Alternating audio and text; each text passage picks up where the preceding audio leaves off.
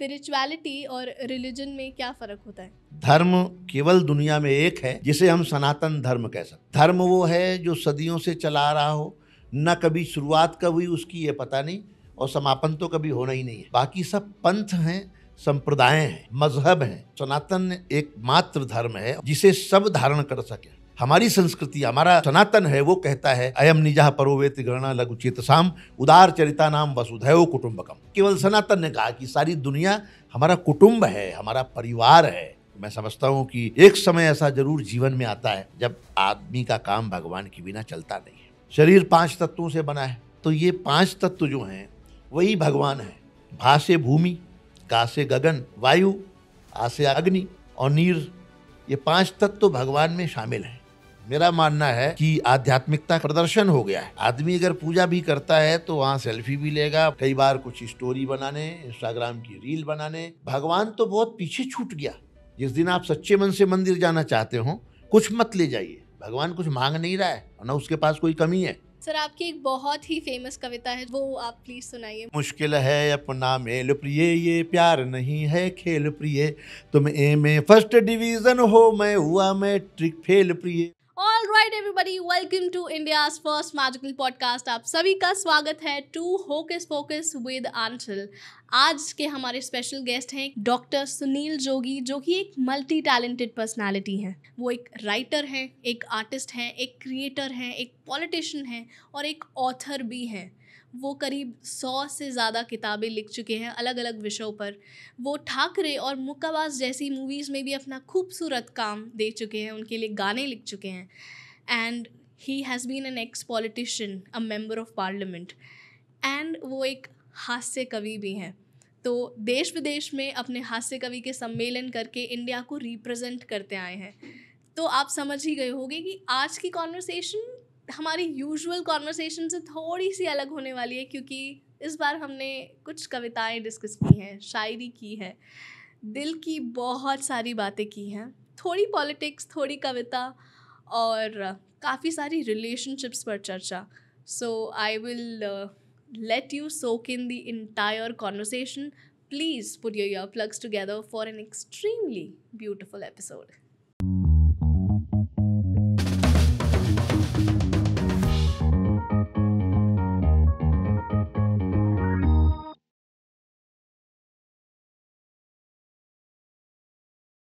Doctor Sunil Jogi ji, आपका hocus focus with आंचल में बहुत बहुत स्वागत है, अभिनंदन है जी। धन्यवाद आंचल। खुशकिस्मती मेरी, आपने हमारा इनविटेशन स्वीकार किया। बहुत बहुत धन्यवाद, मुझे अच्छा लगा। Thank you sir. मैं चाहती हूँ कि आज की पॉडकास्ट की शुरुआत जो है ना, वो आपसे हो। आप अपनी कविता से इस पॉडकास्ट की कुछ शुरुआत करें। क्योंकि आपका नाम आंचल है तो मैं कहता हूँ कि मेहंदी कुमकुम रोली का त्योहार नहीं होता, रक्षाबंधन के चंदन का प्यार नहीं होता, उसका आंगन हरदम सूना सूना रहता है जिसके घर में बेटी का अवतार नहीं होता। अरे वाह। तो बेटियां बहुत लकी होती हैं, बहुत अच्छी होती हैं, और समाज को बहुत कुछ जो योगदान है वो बेटियों का है। उन्हीं के कारण ये दुनिया सुंदर है, ये घर सुंदर है। बेटी है वो किसी की बेटी है, वो मेरी माँ भी किसी की बेटी है, मेरी पत्नी भी किसी की बेटी है। तो समाज और घर परिवार वो बेटियां ही चलाती हैं। खूब सुंदर, खूब सुंदर। ये मेरा सौभाग्य रहा कि मेरे को अपने पिता और अपने इस ऐसे घर में जन्म लिया मैंने कि मैं उनकी बेटी हूँ। मेरा ये भी गर्व है मुझे कि मैं एक ऐसे पिता की बेटी हूँ जिन्होंने मुझे हमेशा सपोर्ट किया है। खैर, आप क्या चाहते हो आज हम कॉन्वर्सेशन है किस मोड़ ले जाएं? नहीं, लोगों को हंसाना भी है, जगाना भी है, देश की बात भी करनी है, समाज की बात भी करनी है और मन की बात भी करनी है। क्योंकि हालांकि वो प्रधानमंत्री जी करते हैं, लेकिन हम भी अपने मन की तो कर ही सकते हैं। सर, आपकी एक बहुत ही फेमस कविता है जो मेरी भी बहुत प्रिय है। जी, वो आप प्लीज़ सुनाइए। मुश्किल है अपना मेल प्रिय। ये कंपैरिजन है। लोग प्रेम करते हैं, शादी नहीं हो पाती, क्या कारण रहते होंगे, क्यों नहीं हो पाती होगी। वो मैंने ह्यूमर में उसके कारण खोजे कि वो डिफरेंस क्या रहता होगा। जी। तो वो कविता तो फिल्म में भी, अभी अनुराग कश्यप की फिल्म है मुक्काबाज, उस फिल्म का टाइटल सॉन्ग ये कविता है। अरे वाह। कि मुश्किल है अपना मेल प्रिय, ये प्यार नहीं है खेल प्रिय। तुम ए में फर्स्ट डिवीजन हो, मैं हुआ मैट्रिक फेल प्रिय। मुश्किल है अपना मेल प्रिय, ये प्यार नहीं है खेल प्रिय। अब अंतर क्या है, छोटे से अंतर मैं बताता हूँ कि तुम फौजी अफसर की बेटी, मैं तो किसान का बेटा हूँ। तुम रबड़ी खीर मलाई हो, मैं तो सत्तू सपरेटा हूँ। तुम एसी घर में रहती हो, मैं पेड़ के नीचे लेटा हूँ। तुम नई मारुति लगती हो, मैं स्कूटर लंबरेटा हूँ। इस तरह अगर हम छुप छुप कर आपस में प्यार बढ़ाएंगे, तो एक रोज तेरे डैडी अमरीश पुरी बन जाएंगे। सब हड्डी पसली तोड़ मुझे भिजवा देंगे, वो जेल प्रिय मुश्किल है अपना मेल प्रिय, ये प्यार नहीं है खेल। ये कविता उन्होंने, अनुराग कश्यप ने भी यही किया कि वो मेरी कविता के फ़ैन रहे होंगे, मुझे नहीं मालूम था। तो उन्होंने मुझे खुजवाया, मेरा नंबर खोजा, फिर मुझे फ़ोन किया कि भाई मैं आपकी कविता का बहुत पुराना प्रशंसक हूँ, मैं इस कविता को अपनी फ़िल्म में लेना चाहता हूँ, तो आपसे राइट चाहिए। तो उन्होंने फिर इसका म्यूज़िक बनवाया, फिर मुझे भेजा कि भाई आप देख लो, कुछ चेंज करना है, कुछ ऐसा हो तो मुझे बताइए। और फिर वो फिल्म में उसका टाइटल सॉन्ग रही। बहुत खूबसूरत, बहुत खूबसूरत, ये बहुत फेवरेट थी। मैं सबसे ये सवाल करती हूँ और ये आध्यात्मिक सवाल है जी, कि स्पिरिचुअलिटी और रिलीजन में क्या फ़र्क होता है? देखिए पहले तो मैं ये स्पष्ट कर दूं कि एक भ्रम है कि मज़हब और धर्म वो एक नहीं है। धर्म केवल दुनिया में एक है, जिसे हम सनातन धर्म कह सकते हैं। धर्म वो है जो सदियों से चला आ रहा हो, न कभी शुरुआत कब हुई उसकी ये पता नहीं, और समापन तो कभी होना ही नहीं है। सनातन एक बहुत लंबी परंपरा है। सनातन जो है हमारे भीतर का विश्वास है। सनातन मनुष्यता की आत्मा है। अगर आप मनुष्य हैं तो सनातन अपने आप हो गए। तो सनातन एक धर्म है दुनिया में जिसे सनातन कहा जाता है। बाकी सब पंथ हैं, संप्रदाय हैं, मजहब हैं। अब कहेंगे कि धर्म और मजहब में अंतर क्या है, पंथ में अंतर क्या है? वो अंतर इतना है कि धर्म जो है किसी के द्वारा स्थापित नहीं किया जाता, एक व्यक्ति से नहीं स्थापित होता। जैसे कि दूसरे मजहब हैं, पंथ हैं, वो किसी न किसी महापुरुष ने, किसी न किसी व्यक्ति ने उसका प्रारंभ किया है। लेकिन सनातन किसने प्रारंभ किया ये नहीं कहा जा सकता। तो सनातन एक मात्र धर्म है, और धर्म उसी को कहते हैं जिसे सब धारण कर सकें। सनातन में ये भी नहीं है कि आप अगर हिंदू हैं तो ही धारण करेंगे। सनातन कोई भी धारण कर सकता है। सनातन एक सोच है। सनातन एक सोच है, सनातन एक परंपरा है, सनातन एक जीवन शैली है। अगर आप, सनातन है जो नदियों की पूजा करता है, वृक्षों की पूजा करता है। हमारे सारे त्यौहार तो परंपरा और प्रकृति से जुड़े हुए हैं, संस्कृति से जुड़े हुए हैं। तो ये जो ताकत है सनातन की, ये बहुत बड़ी ताकत है। और लोगों को, नई पीढ़ी को ये समझना चाहिए कि सनातन कोई कट्टरता नहीं है। सनातन आपकी जीवन शैली है।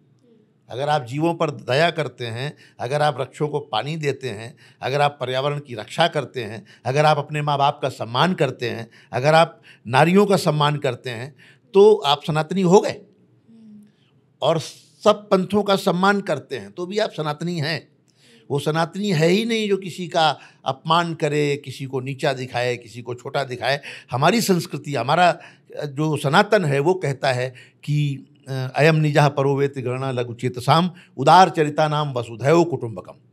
तो वसुधैव कुटुंबकम केवल सनातन ने कहा कि सारी दुनिया हमारा कुटुंब है, हमारा परिवार है।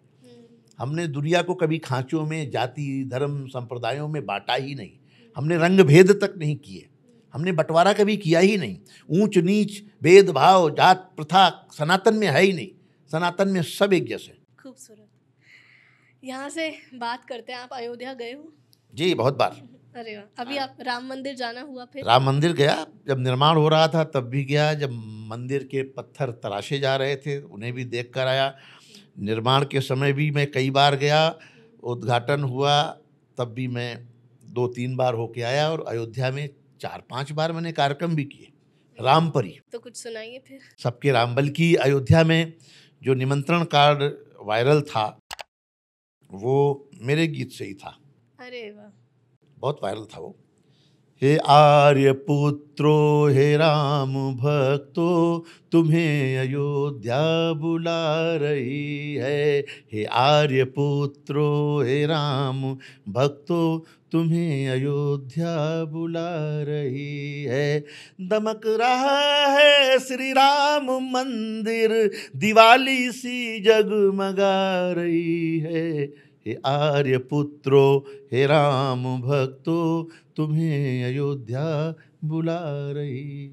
क्या बात है। तो पूरा गीत है ये, जो अयोध्या में राम के दर्शनों के आह्वान का, राम मंदिर के लिए बुलावा था। मैंने जब आपका चैनल देखा तो मैंने देखा कि आप भगवान के आध्यात्मिक काफ़ी सारे गीत, नज्म, कविताएं लिखी हैं, बट आपने इसके अलावा बॉलीवुड में बहुत काम किया है। बॉलीवुड में मैं लंबे समय तक कुछ गाने लिखता रहा हूँ। पहले स्क्रिप्ट भी थोड़ी लिखता था मैं, बाद में लिरिक्स लिखने लगा, और लिरिक्स में फिर देशभक्ति भी, डिवोशनल भी, और लव सॉन्ग्स भी। तो कई फिल्मों के टाइटल सॉन्ग लिखे। जगजीत सिंह साहब का एल्बम लिखा, पंकज उदास जी के साथ एक एल्बम किया मैंने टी सीरीज़ से। तो कुछ एल्बम्स किए, कुछ फिल्मों के गाने किए, टाइटल सॉन्ग किए, और वो परंपरा चल रही है। कभी कभी कोई बुलावा आ जाता है तो कर देता हूँ। आपने ठाकरे मूवी में भी लिखा हाँ, था। ठाकरे मूवी का टाइटल सॉन्ग आया रे ठाकरे, वो भी मेरा लिखा हुआ है। मैं ना एवरी थर्सडे आप जैसे सज्जन के साथ इंटरव्यू पॉडकास्ट करती हूँ, और एवरी सैटरडे मैं अपने दिल की मन की बात करती हूँ। तो उस मन की बात में मैं एक अभी रिसेंटली मैंने पॉडकास्ट निकाला था, उसमें मैंने बात की थी माँ बाप और बच्चों के बीच में जो गैप आ गया है ना, उस गैप को ब्रिज करने की कोशिश की थी जी। जैसे कि मेरा ही एग्जाम्पल है कि मेरे पिताजी ने मुझे फुल सपोर्ट दिया है एक ऐसा करियर चुनने में, क्योंकि हम एक क्रिएटिव फील्ड से भी आते हैं, हम मैजिक फील्ड से आते हैं, तो वो इस बात को समझते हैं कि वो खुद उन्होंने एक ऐसी कला चुनी थी जो 30-40 साल पहले मानी जाती थी मिस्टेक है, ये कैसा काला जादू करेगा क्या, और उन्होंने वो कला अपनाई और उससे लाइवलीहुड क्रिएट की, और इसलिए वो मुझे सपोर्ट भी करते हैं इन चीज़ों में। तो मैं, मगर हर पेरेंट्स नहीं करते, और बच्चों के बीच में और माँ बाप के बीच में एक फ्रिक्शन बना होता है, एक अनसेड गैप आ जाता है। तो आपका क्या कहना है उस गैप के बारे में, हम उसको कैसे कम कर सकते हैं? वो गैप का कम करने का तरीका तो मुझे ऐसा लगता है कि हर माँ बाप को एक उम्र के बाद बच्चों को मित्र की तरह देखना चाहिए। एक पापा फ्रेंड, मम्मी फ्रेंड वाले, उसमें फ्रेंडली भाव रखना चाहिए। जब आप उनके मित्र की तरह उनके साथ बैठेंगे तो वो आपको मन की बात बताएंगे। अगर आप पिता होकर बैठेंगे तो आपसे वो डिमांड मांग कर सकते हैं कि ये दिलवा दो, वो दिलवा दो, हो सकता है डर के मारे वो भी ना करें, लेकिन जब आप मित्र की तरह बात करने लगेंगे तो अपने मन की बातें बताना शुरू कर देंगे। और बच्चा कुछ न कुछ कहना चाहता है, किससे कहे। आज के बच्चों की मुश्किल ये है कि अपने मन की बात, अपने मन की भावनाएं, उसकी नई उम्र है, कच्ची उम्र है, वो दुनिया देख रहा है, वो बहुत कंफ्यूज है, वो किधर जाए, क्या करे, ये सही है कि ये सही है, क्या मार्ग चुनना चाहिए, मुझे कैरियर में क्या चुनना चाहिए। डर के मारे माता पिता से डिस्कस नहीं कर पाता, और माता पिता अपनी इच्छाएं उस पर थोपना चाहते हैं। माता पिता चाहते हैं कि मैं भले कुछ ना बन पाऊँ, लेकिन तुम्हें बनना है। उसके सामने चैलेंज खड़ा करते हैं कि नहीं बनना है, तुम्हें बनना है, तुम्हें बनना है। तो वो बच्चा एक प्रेशर में रहता है, और भीतर भीतर ये सोचता है कि आप तो कुछ कर नहीं पाए लाइफ में। ऐसा भी होता है, लोग कहते हैं बच्चा मेरा IAS बन जाए, वो खुद बाबू हैं, क्लर्क हैं। कुल मिला के बच्चों के साथ संवाद करिए, बच्चों को समझिए। बच्चों से चर्चा नहीं करेंगे और उनसे दूरी रखेंगे तो बच्चे आपके करीब नहीं आएंगे। एक उम्र के बाद देखिए, बहुत छोटे होते हैं तो एक ज़रूरत होती है बच्चे की, उसे बड़ा होना है, उसे गोद भी उठा रहे हैं, खिला पिला रहे हैं, स्कूल भी जाना है। जैसे वो थोड़ा संभलता है, बड़ा होता है, वो एक दूरी बनाना शुरू कर देता है। वो पिता के, माता के बजाय वो अपने मित्रों के साथ समय बिताना ज़्यादा पसंद करता है, इसलिए कि माता पिता उसको निकटता में लाते नहीं हैं। हर समय डांटना। एक बात और बहुत माता पिता करते हैं कि सबके सामने अपने बच्चे की बुराई शुरू कर देंगे। 4 लोग आ गए, ये तो बिल्कुल नालायक है, पढ़ता ही नहीं है बिल्कुल। तो इस तरह से अपने बच्चे को छोटा दिखाना, कम बताना, उसको अपमानित करना, उसको टॉन्ट करना, उस पर आरोप लगाना किसी भी तरह का, वो बच्चा अंदर से अच्छा फील नहीं करता। मोटिवेट करना चाहिए कि मेरा बेटा बड़ी अच्छी पेंटिंग करता है, बड़ी अच्छी कविता लिखता है, बहुत अच्छा गाना गाता है, उसको आगे करो, बच्चे को समाज के सामने उसकी प्रतिभा को, जैसे आपके पिता ने किया है, तो बच्चे की प्रतिभा को पहचानो, उसकी प्रतिभा को के लिए अवसर दो कि वो आगे चल के समाज के सामने कैसे प्रस्तुत करेगा अपने आप को। जब आप ही उसे पीछे करेंगे तो समाज तो पीछे करने को तैयार ही बैठा है। तो आपके बच्चे को जब आप ही नहीं आगे ला रहे हैं, आप ही उसे प्रमोट नहीं कर रहे हैं, बच्चा जो है वो गिटार बजाना चाहता है और आप ज़बरदस्ती जो है उसे कुछ और काम दे रहे हैं। बच्चे को सबसे पहले गिटार ही दीजिए। अगर आपको यही मैसेज बच्चों को देना हो, क्योंकि उनका भी रवैया कई बार माँ बाप के प्रति कड़वा हो जाता है। मैं मानता हूँ कि बच्चों को भी समझाने की आवश्यकता है, लेकिन बच्चे तो एक कच्ची मिट्टी की तरह होते हैं। बच्चों को अगर आपको संभालना है, सुधारना है, समझाना है, तो उस पहले स्टेप को ध्यान में रखिए जहाँ से वो लड़खड़ाना, गिरना या बहकना शुरू करता है। जिस दिन आपका बच्चा आपसे तेज बोलने लग जाए, उसी समय उससे कह दो बेटा इससे नीचे इतनी आवाज़ में ही बात करनी है, प्यार से करो। बच्चे को थप्पड़ नहीं मारना है, डांटना भी नहीं है। उससे कह दो बेटा मुझे मेरे सामने जब बात करो ना तो ऐसे करनी है।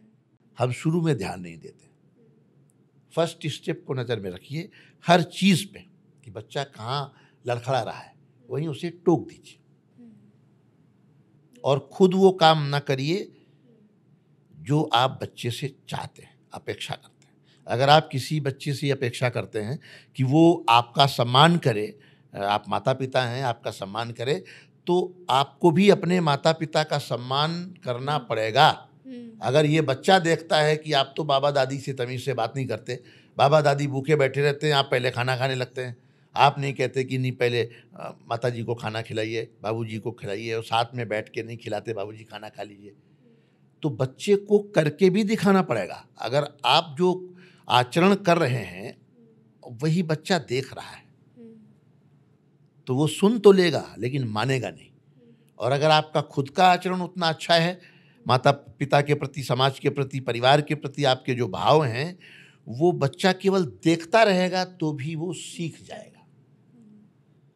मैं कहता हूँ कि कोई घर में आपने पौधे रखे हैं, बच्चे को सिखाइए कि बेटा एक एक मग पानी डाल के आओ, पौधे सूख जाएंगे, है ना। उनकी आदत बचपन से पड़ जाए। कोई घर में आया, प्रणाम करो, इसको चाय दे के आओ। तो बच्चों को कहिए कि घर में अगर आम आए हैं, मिठाई आई है, प्रसाद आया है, तो बेटा पहले दादा दादी को दे के आओ, पहले दादी को, दादा को उनके मुंह में खिला के आओ, उसके बाद हम खाएंगे। क्योंकि पहला हक दादा दादी का है, या घर में बुजुर्गों का है, या घर में बेटियों का है। जब ये भाव आएगा कि हम जो है बेटे से ये कहेंगे कि नहीं पहले बेटा सिस्टर को खिलाओ, बहन को पहले खिलाओ, तो उसके मन में आ जाएगा कि घर की जो महिलाएं हैं, जो बेटियां हैं, उनको पहले कहना है। तो आप उसके भीतर वो बीज बोते ही नहीं हैं जो जिस तरह का पौधा आप उनके भीतर चाहते हैं। आप उनसे विनम्रता चाहते हैं, आप उनसे आदर चाहते हैं, आप उनसे ईमानदारी चाहते हैं, आप उनसे सच्चाई चाहते हैं, उनसे मीठापन चाहते हैं, अच्छा नागरिक बनाना चाहते हैं, लेकिन आप खुद ऐसा कुछ करके ही नहीं दिखाते। तो ये करके दिखाइए। आपने जब कभी गाय को रोटी दी ही नहीं है, आपने किसी बुजुर्ग का सम्मान किया ही नहीं है, तो बच्चे कैसे बड़े होके वो करेंगे। ये सबसे बड़ा लेसन है कि अपने बच्चों को जो आप चाहते हैं कि ऐसे बच्चे बने, तो आपको खुद वैसा ही होना पड़ेगा, वैसा ही दिखाना पड़ेगा, करना पड़ेगा। You don't teach by teaching, you teach by becoming. बिल्कुल, श्योर, बिल्कुल। अगर मुझे ना इस बारे में बात करनी है अब आपसे, आपने बहुत सारी प्रेम की कविताएं लिखी जी। तो अगर मुझे आपसे सिंपल, स्पष्ट एक ही लाइन में पूछना हो कि प्यार का क्या मतलब होता है, तो आप कैसे समझाओगे? मैंने प्यार की बहुत सारी कविताएं लिखी हैं, और चूँकि हास्य कवि हूँ तो प्यार से हास्य भी निकाला है। क्योंकि मैं लोगों को, मेरा पैशन है कि लोगों को हंसाना चाहता हूँ, मैं खुश रखना चाहता हूँ, मैं दुनिया को खुश देखना चाहता हूँ। तो मेरा पैशन है कि मुझे हंसते हुए चेहरे, मुझे ही क्या, सबको अच्छे लगते हैं। अगर आप कभी फ़ोटो खिंचवाने जाइए, फोटोग्राफर आपसे कहेगा कि स्माइल प्लीज़, तो आपकी एक स्माइल से जब आपका फ़ोटो अच्छा हो सकता है, तो आप खूब हंसते रहिए, तो आपकी ज़िंदगी भी बहुत अच्छी हो सकती है। एक बहुत छोटी सी बात है। तो हंसी से बड़ी चीज़ दुनिया में कुछ ही नहीं, कुछ भी नहीं है। मुझसे अगर कुछ कोई कहे कि जो महत्वपूर्ण चीज़ें दुनिया में हैं वो 2-3 चीज़ें बहुत महत्वपूर्ण हैं। आपकी हंसी दुनिया में सबसे ज़्यादा महत्वपूर्ण है। प्रेम दुनिया में बहुत महत्वपूर्ण है। जिसके भीतर की हंसी खत्म हो गई, जिसके भीतर का प्रेम खत्म हो गया और जिसके भीतर का श्रम खत्म हो गया, मेहनत करने की इच्छा या क्षमता, वो आदमी मतलब ये है कि बीमार है या बस है। उसका होना ना होना बहुत मायने नहीं रखता। जिस व्यक्ति के भीतर प्रेम नहीं है उसका जीवन कैसा जीवन है। प्रेम का मतलब आप स्थूल रूप में ये नहीं ले सकते कि भाई वो प्रेम प्रेमिका से ही है या पत्नी से ही है या नारी से ही है। प्रेम का मतलब आप जीवों से भी कर सकते हैं, पौधों से भी कर सकते हैं, पर्यावरण से भी कर सकते हैं, अपनी भाषा से भी कर सकते हैं, अपने परिवार से भी कर सकते हैं, अपने भाई बहनों से भी कर सकते हैं। प्रेम बहुत विराट है, भगवान से भी कर सकते हैं। प्रेम जैसी विराटता किसी और चीज़ में है ही नहीं। हम अपने कपड़ों से प्रेम करते हैं, हम अपने फ़ोन से प्रेम करते हैं कि टूट ना जाए कहीं। तो जो प्रेम है वो बहुत विराट है, बहुत विराट है, उसकी कोई सीमा ही नहीं है। इसी तरह श्रम, अगर आपके भीतर का श्रम खत्म हो गया, काम करने की इच्छा, मेहनत करने की इच्छा, तो आप कुछ पा ही नहीं सकते। आप सक्सेस मिल ही नहीं सकती आपको। सक्सेस का पहला मंत्र है कि आप मेहनती हो। अगर आप परिश्रम नहीं करना चाहते तो आप ना तो पढ़ाई अच्छी कर सकते हैं, ना व्यापार अच्छा कर सकते हैं, ना परिवार अच्छा चल सकता है। क्योंकि जहाँ परिश्रम नहीं है वहाँ अभाव ही अभाव हैं, कलह ही कलह है, लड़ाइयाँ ही लड़ाइयाँ हैं, तनाव ही तनाव है। परिश्रम वो एक सफल जीवन की एक चाबी है। और तीसरा मैंने जो बताया, हंसी। हंसी का इतना विराट स्वरूप है जो केवल इंसान है जो हंस सकता है। संसार के इतने सारे प्राणी हैं, ईश्वर ने किसी को हंसने का वरदान नहीं दिया है। कोई जानवर नहीं हंस सकता, कोई पशु पक्षी नहीं हंस सकता, केवल इंसान है जो हंस सकता है और वही नहीं हंसता है। अगर कोई आदमी हंस रहा है तो क्लियर है कि उसका सब कुछ बढ़िया चल रहा है। बीमार आदमी नहीं हंसेगा, गरीब दुखी आदमी नहीं हंसेगा, एक दूसरे से लड़ के आया हो, झगड़ा करके आया हो, वो नहीं हंसेगा, अपराध में डूबा हुआ आदमी नहीं हंसेगा, आतंक में जो भी अपराधी आतंकवादी ऐसे लोग हैं हंसते ही नहीं हैं, क्योंकि उनके भीतर से भगवान ने हंसी छीन ली है। भगवान किसी को सजा देता है तो सबसे पहले उसकी हंसी छीनता है, उसके बाद भगवान उसकी नींद छीन लेता है और उसके बाद उसकी भूख छीन लेता है। तो अगर ये 3 चीज़ें आपकी बैलेंस में नहीं है, हंसी नहीं है, भूख नहीं लग रही है, नींद नहीं आ रही, तो इसका मतलब भगवान आपसे नाराज है। भगवान नाराज है तो आपसे ये 3 चीज़ें छीन लेगा कि क्योंकि ये तीनों चीज़ें भगवान की, ईश्वर की नियामत हैं। हंसी ईश्वर ही बख्शता है आपको, वरना आप हंस नहीं सकते। भूख भी आपके हाथ में थोड़ी है कि भूख लगेगी कि नहीं लगेगी, नींद आएगी कि नहीं आएगी ये आपके हाथ में है ही नहीं। इसलिए अपने भीतर प्रेम बचाए रखिए, परिश्रम बचाए रखिए, हंसी बचाए रखिए। ये अभी तक की सबसे सुंदर बात कही आपने। ये बचाए रखिए और अपने भीतर एक छोटा सा बच्चा बचा के रखिए जिसमें कौतूहल हो, जिसमें शौक हो। बच्चे के भीतर एक जिज्ञासा होती है सब कुछ जानने की, क्यूरोसिटी। अगर वो जिज्ञासा नहीं रहेगी तो आप तक ज्ञान नहीं आएगा। आपको जिज्ञासा रहे कि भाई रामचरितमानस में क्या लिखा है, हम भी पढ़ें। तो जिज्ञासा बच्चे में होती है, कौतूहल होता है, बच्चे में एक चंचलता होती है। एक बच्चे में जो है वो किसी तरह का द्वेष भावना वो नहीं, थोड़ी देर में हंसने लगेगा, थोड़ी देर में बचपना बिल्कुल वो होना चाहिए जो एक मासूमियत है। तो वो एक बच्चा भीतर जिंदा रहना चाहिए जिसे एक छोटा सा खिलौना भी मिल जाता है तो खुश हो जाता है। और आज किसी को कुछ भी दे दो खुश होता ही नहीं। आपको क्या लगता है ऐसा क्यों है? इसलिए है क्योंकि इंसान वो जो चीजें उसे ताकत देती हैं उन सब से दूर हो रहा है। अच्छा। इंसान जो है बहुत कमजोर, पहले कम था, अभी निरंतर और कमजोर होता चला जा रहा है। इंसान को तो शुद्ध हवा चाहिए, खुला मैदान चाहिए, शुद्ध पानी चाहिए। इंसान के लिए आर्टिफिशियल चीज बनाई ही नहीं गई है। तो इंसान उन सब चीज़ों के पीछे भाग रहा है जो उससे मिसमैच है। तो कुछ न कुछ भीतर सूख रहा है। अंदर से इंसान को जो, जैसे पौधे को हरा रखने के लिए हम उसमें पानी देते हैं, ऑक्सीजन देते हैं और रोशनी देते हैं, ठीक है, ये 3 चीज़ें चाहिए। इंसान को हरा रखने के लिए उसमें जो प्रेम का तत्व होना चाहिए, प्रेम बचा ही नहीं है। परिवारों में प्रेम नहीं है, भाई भाई में प्रेम नहीं है, बाप बेटे में प्रेम नहीं है, तो हरापन तो सूखा ना। संयुक्त परिवार खत्म हो गए, मिल के कोई साथ में खाना ही नहीं चाहता। तो वो जो सूख रहा है अंदर अंदर, वो अंदर की करुणा, वो अंदर की दया, वो सब धीरे धीरे खत्म हो रहा है।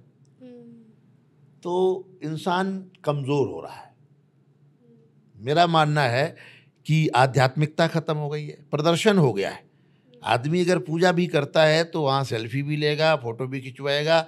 वो मंदिर में कोई भी व्यक्ति जाता है, वो लोग मंदिर में जाते हैं सेल्फी खींचने, मंदिर के आसपास के वातावरण को शूट करने, कई बार कुछ स्टोरी बनाने, इंस्टाग्राम की रील बनाने। भगवान तो बहुत पीछे छूट गया। आप हजारों किलोमीटर दूर जाकर भगवान के पास दर्शन करने तो जा रहे हैं, लेकिन भगवान से तो बस दूर से राम राम है, बस ठीक है प्रभु, ये पकड़ो अपनी टोकरी, ये पकड़ो फल, ऐसी अगरबत्ती, बस ऐसे पंडित जी ने रख दिया, पूजा हो गई। और बाहर निकल के अपना चाट पकौड़े, परचेजिंग, पिकनिक। तो ये सब टूरिस्ट प्लेस हो गए हैं, पिकनिक प्लेस हो गए हैं, जो धार्मिक स्थल भी हैं। तो शांति कहाँ से आएगी?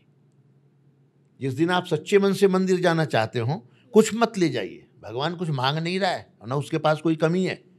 कोई फल फूल चढ़ावा, पैसा रुपया चाहिए ही नहीं उसे। आप उसे क्या देंगे जिसने आपको सब कुछ दिया? खाली हाथ जाइए, समर्पण भाव से जाइए। आदमी अंदर छल लेके जा रहा है, अंदर कितनी मांग लेके जा रहा है भगवान से कि बेटा पास हो जाए, बेटे की शादी हो जाए, ये हो जाए, लॉटरी निकल जाए, घर अच्छा बन जाए। अंदर जितनी देर वो सामने बैठा है, उसने एक डब्बा मिठाई या थोड़ा प्रसाद चढ़ाया और भगवान से इतनी मांग कर दी कि करोड़ों रुपए की मांग कर ली उसने। उसका उद्देश्य में पूजा और प्रेम है ही नहीं, और ध्यान तो बहुत पीछे छूट गया। जब आप कुछ लेकर ना जाइए, कुछ प्रदर्शन करके बनने संवरने की भी जरूरत नहीं है। लड़कियां आजकल भगवान के मंदिर जाती हैं तो ये पता ही नहीं चलता कि दर्शन करने जा रही हैं या दर्शन देने जा रही हैं।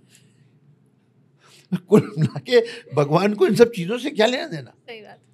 सहज भाव में भगवान तो सुदामा को मिलते हैं, भगवान तो शबरी को मिलते हैं। उस समय राजे रजवाड़े नहीं थे क्या? उस समय रानियां महारानियां नहीं थी क्या? भगवान मिले किसे? क्योंकि जो निश्चल प्रेम चाहिए, वो खाली हाथ भी जाएगा व्यक्ति। भगवान के पास जाके थोड़ी देर बैठ के बात तो करे, भगवान के ध्यान में बैठे तो सही। तमाम लिस्ट का लंबा पिटारा, ढेर सारा दिखावा प्रसाद, अगल बगल लोगों को लगे कि अच्छा प्रसाद लेके आए हैं। ये सब क्या है?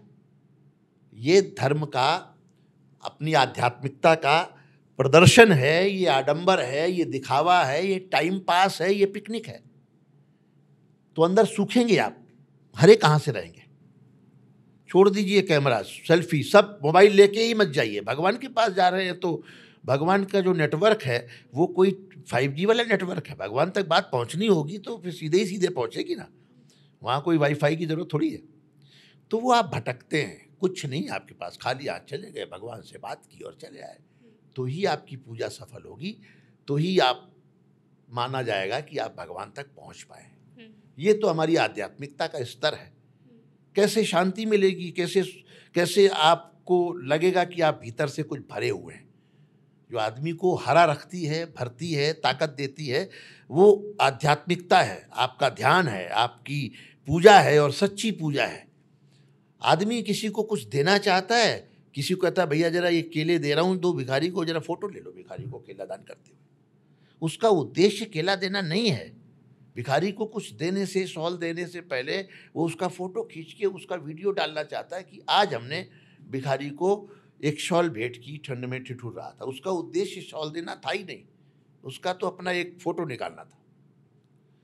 ये चीजें जब आप सच्चे मन से कुछ करेंगे तो ही आप भीतर से खुश रहेंगे। आप 5 स्टार में खा आइए और लौट के आइए और किसी भूख से तड़पते रिक्शा चलाते आदमी को बिना किसी कैमरा और मोबाइल और प्रदर्शन और दिखावा और बताने के उसको किसी छोटे से ढाबे में साथ ले जाके उसे खिलाइए कि बाबू जी भर के खाओ, जो जो पसंद है वो खाओ। आपको 5 स्टार में खाने को खुद को वो खुशी नहीं मिलेगी जो आप 3 दिन उस खुशी से महकते रहेंगे। आपको अंदर अंदर अच्छा लगेगा। आप उसके चेहरों की केवल देखिए, उसके चेहरे को, कुछ ना करिए। आप ये भाव रखिए कि मैंने भगवान को प्रसाद चढ़ाया है और वो जितनी देर खा रहा है उसके चेहरे के जो भाव हैं वो भाव आपके उसके आगे 5 स्टार का आपकी संतुष्टि फीकी पड़ जाएगी।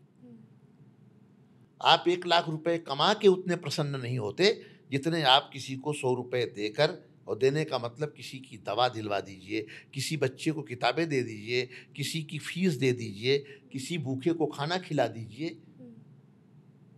क्या मुश्किल है? एक रिक्शे वाला आपको दिख जाएगा जो धूप में रिक्शा चला रहा है, आप उसको 25-50-100 रुपए की एक टोपी दे दीजिए, कहिए कि बाबा ये लगा के चलाओ।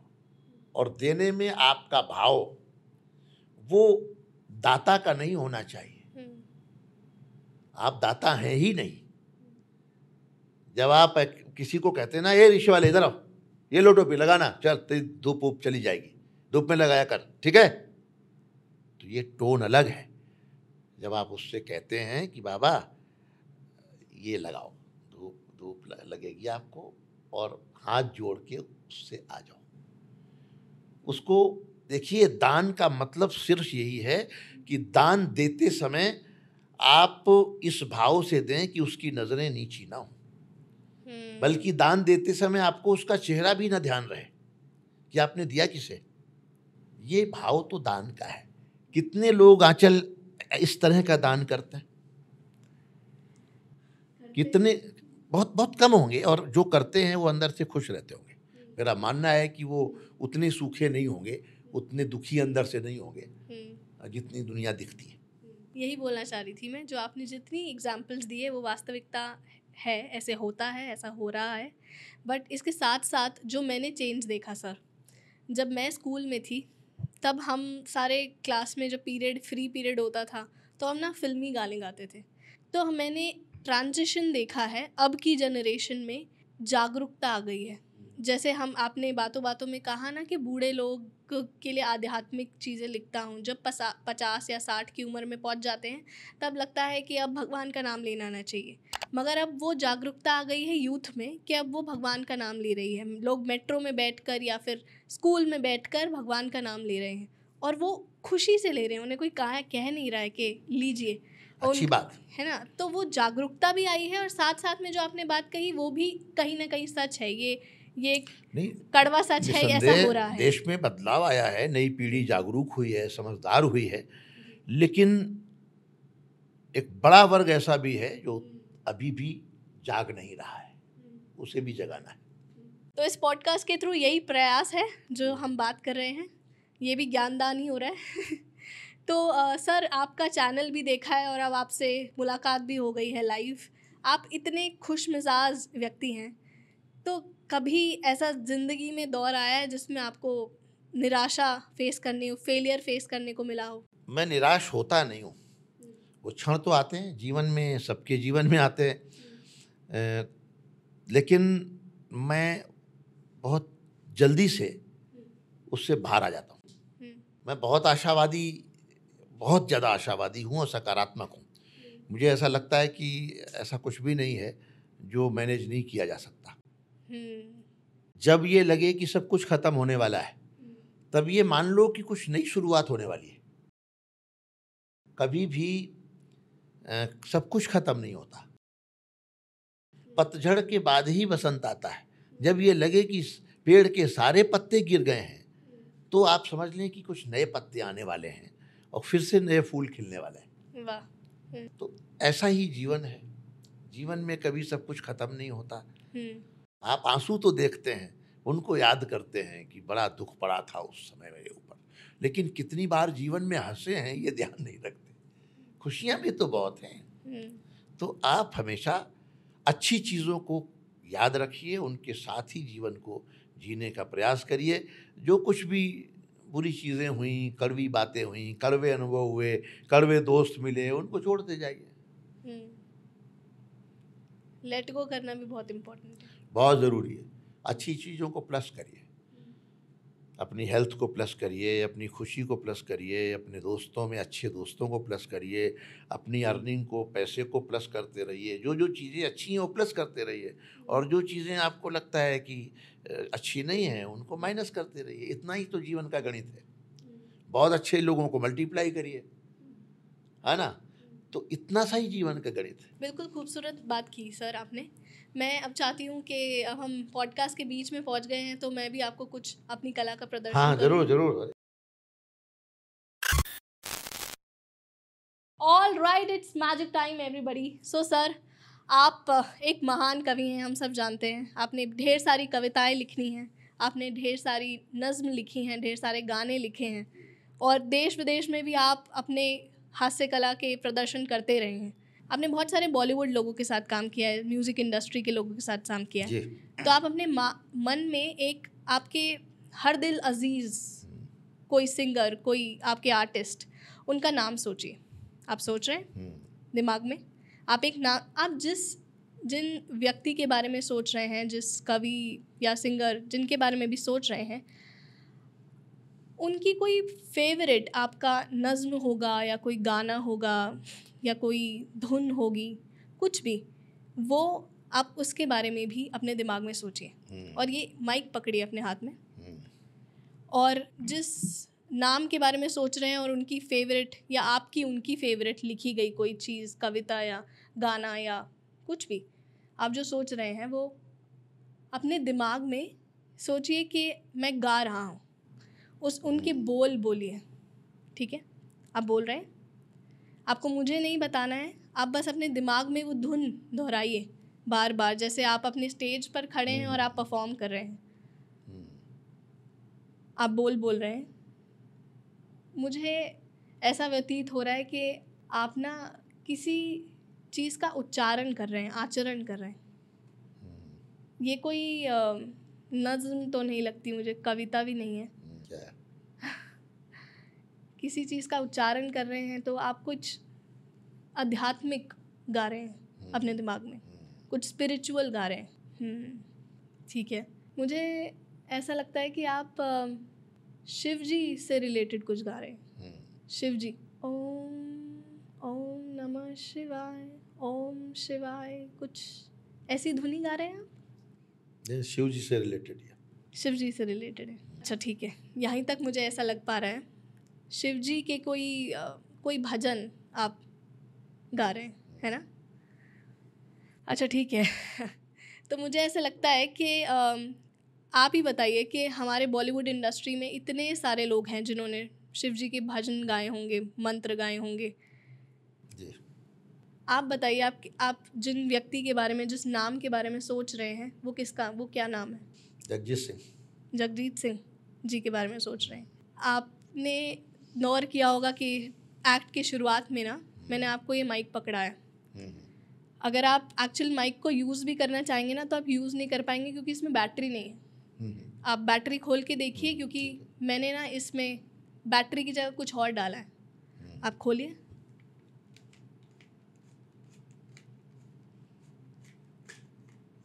कागज डाला है। हाँ, इसके ऊपर क्या लिखा है हम सबको, ऑडियंस के पढ़कर सुनाइए।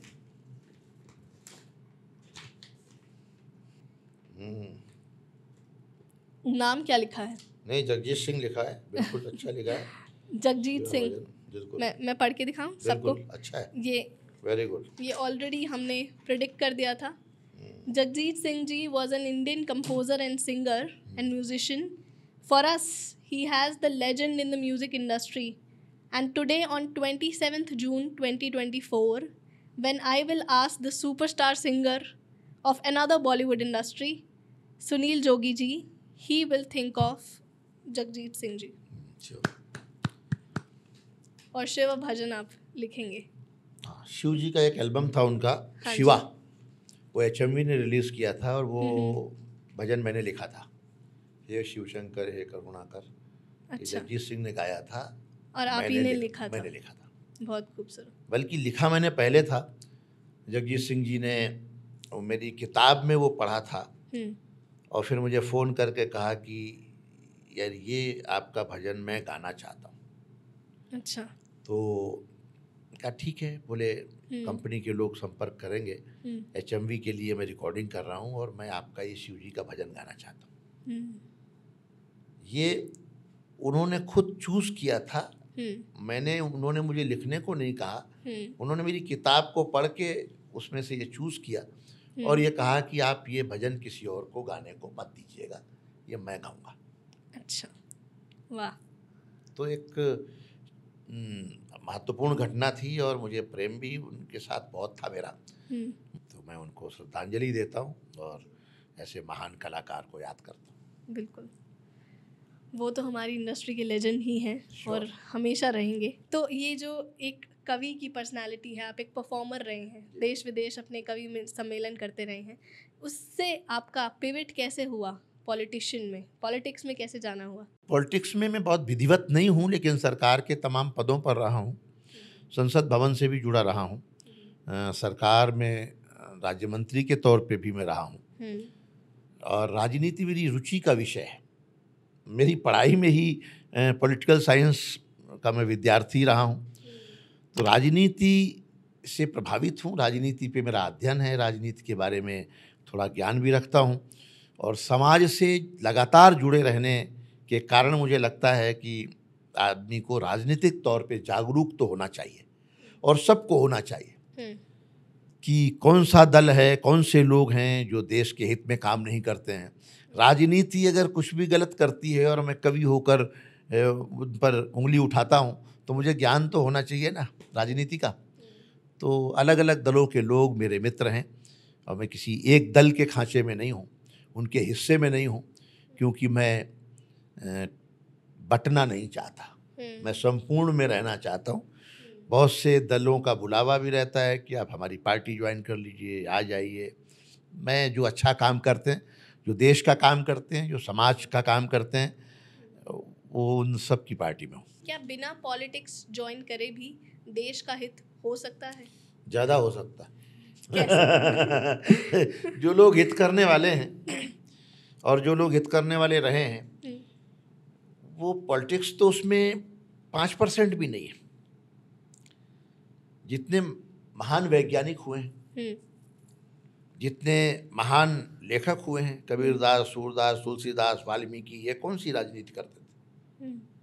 लेकिन समाज में जो कुछ भी पूजा पद्धतियां हैं, जो वेद लिखा जिन ऋषियों ने, मुनियों ने, वो कौन से राजनेता थे, उनकी कौन सी पार्टी थी? आज भी कितने कलाकार ऐसे हैं, कितने खिलाड़ी ऐसे हैं जो समाज को बनाते हैं, समाज को कुछ देते हैं अपने हुनर से। राजनीति में वो नहीं है। राजनीति में होना सब कुछ नहीं है। एक राजनीति एक पार्ट है, एक छोटा सा हिस्सा है समाज का, बहुत छोटा सा हिस्सा है। समाज एक व्यक्ति से नहीं बनता।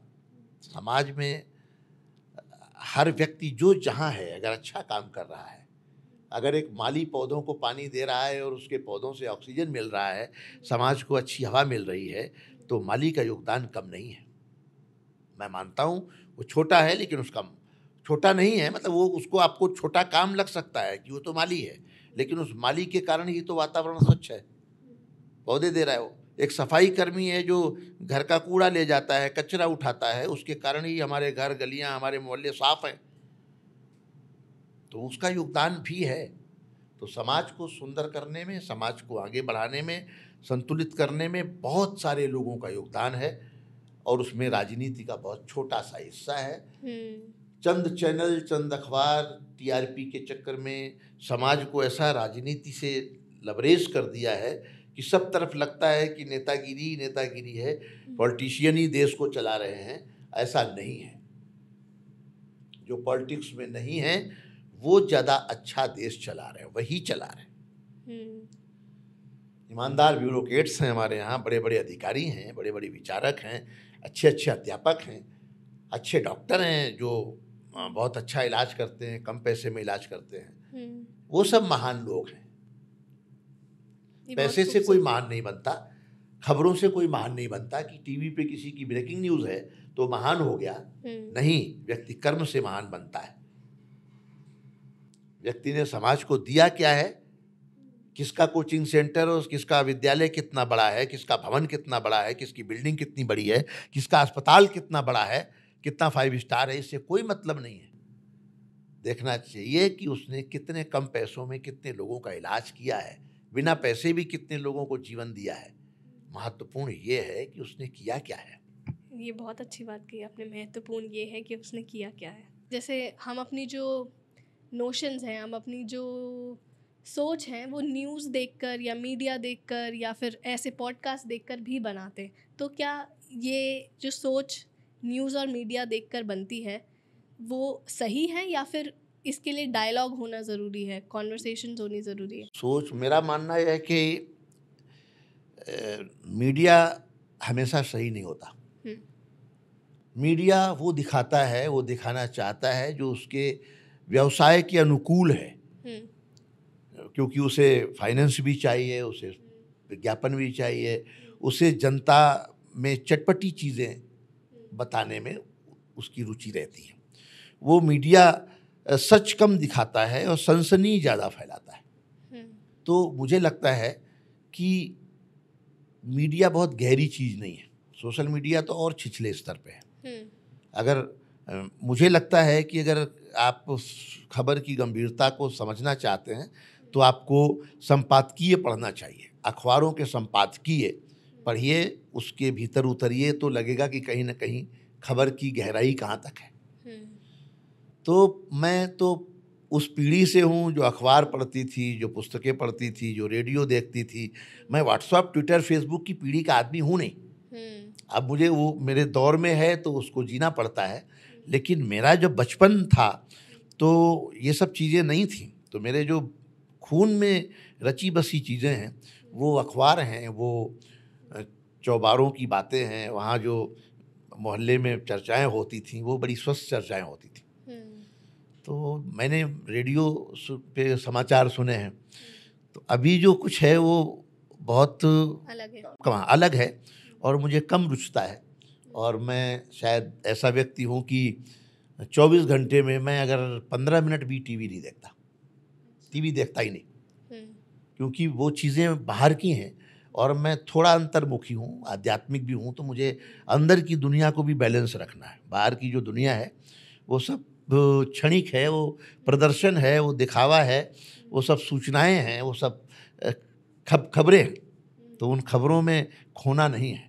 हमारा अपना भी एक निजी अस्तित्व है, हमारे अपने विचार हैं, हमारा अपना अध्ययन है। तो उतनी देर मैं किताब पढ़ना पसंद करूँगा, मैं किसी चैनल को देखना पसंद नहीं करूँगा। आप किताब पढ़ना भी पसंद करते हैं और आपने 100 से करीब किताबें लिखी भी हैं। हाँ, पढ़ी हैं तभी लिखी हैं।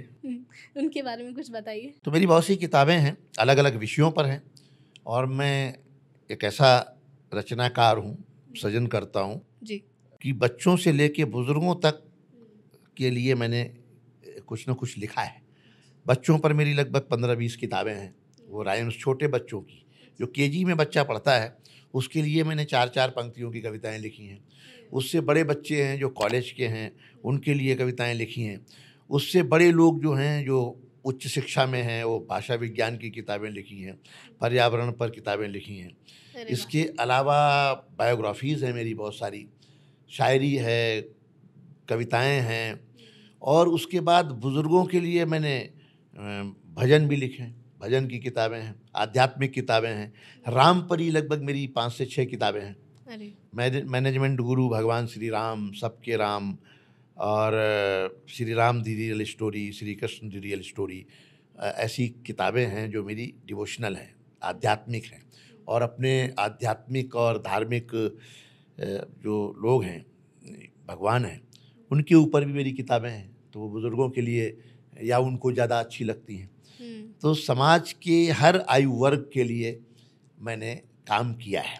जो फिल्मों के शौकीन हैं उनके लिए फिल्मी गाने हैं, और आजकल मैं राम पर बोलता हूँ, कुछ दिन बाद कृष्ण और हनुमान जी पे बोलूँगा। तो वो भी मेरा विषय है, क्योंकि मैं समझता हूँ कि एक समय ऐसा ज़रूर जीवन में आता है, और एक नहीं अनेक समय आते हैं जब आदमी का काम भगवान के बिना चलता नहीं है। जब जब दुख होता है, पीड़ा होती है, तो वो कहता है कि हे प्रभु, हे भगवान, मुझे बस किसी तरह इस मुश्किल से निकालो। बच्चे कहते हैं कि बच्चे भगवान को नहीं मानते पूजा पाठ, लेकिन जिस दिन उनका रिजल्ट आना होता है उस दिन अचानक हर बच्चा बहुत आस्तिक हो जाता है। हर बच्चा इतना धार्मिक हो जाता है कि बस प्रभु किसी तरह मेरा रिजल्ट अच्छा आ जाए। तो ऐसा कोई व्यक्ति नहीं है जो ईश्वर से दूर रहे। जाने अनजाने मुख से निकल जाएगा अपने आप। राम तो ऐसे हैं कि हर जगह राम ही राम आपको दिखाई देंगे। वो एक मुहावरा बन गए, हर जगह पे राम आपको दिखते हैं। आदमी क्या कहता है, बहुत थक गए, आराम करेंगे। आराम में भी राम है।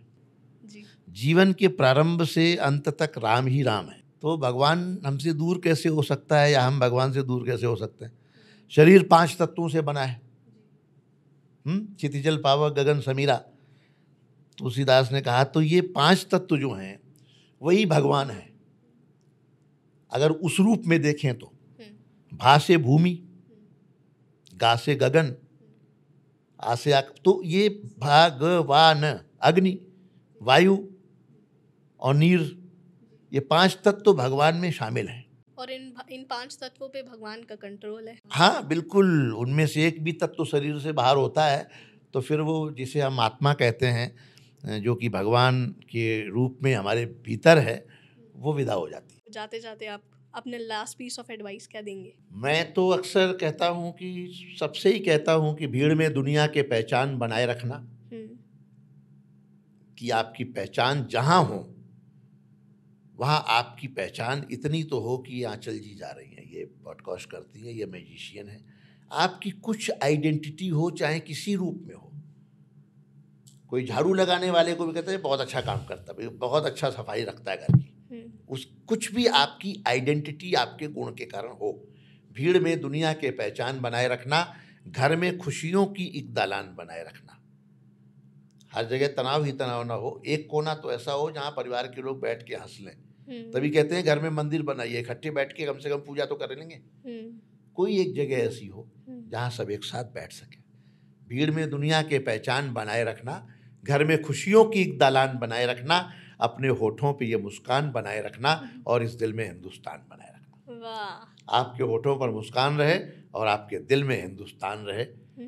सब लोग स्वस्थ रहें, मस्त रहें, प्रसन्न रहें। हमारा भारत स्वच्छ भारत, विकसित भारत, आत्मनिर्भर भारत बने, समृद्ध भारत बने, और ऐसा भारत बने कि दुनिया का हर देश ये चाहे कि हम भी भारत जैसे हो जाएं। यही एक कामना है। बहुत बहुत शुक्रिया सर आपका, आपने इतना समय निकाला। Thank you so much. Thank you. All right everybody, that was Dr. Sunil Jogi for you. इस पॉडकास्ट में मैंने ज़्यादा बात नहीं करी, बट मुझे ऐसा लगा I really needed time to soak in the entire conversation. Well, do let me know in the comment section below कि आप और कौन से टॉपिक्स और गेस्ट देखना चाहते हो हमारे पॉडकास्ट पे. Please give your recommendations in the comment section below. Also, we are almost like very close to reaching 10k subscribers. So please support us by subscribing to our channel because it is free, and I am trying my level best to do 3 things by making this content. Number 1 is to educate and bring value-adding conversations. इतने सारे varied varieties of guests के साथ, इतनी खूबसूरत stories के साथ. And number 2 is providing entertainment through magic. And I really hope you are enjoying our magic segment. Number 3 is by inspiring you, is by giving you hope through our Saturday videos, through our Dil Ki Charcha, and I really hope you are enjoying that. I will see you again on every Thursday and Saturday 7 p.m. But before going, please subscribe to Hocus Pocus with Anshul, our channel Anshul Rajkumar, and our new channel Hocus Pocus with Anshul Shorts.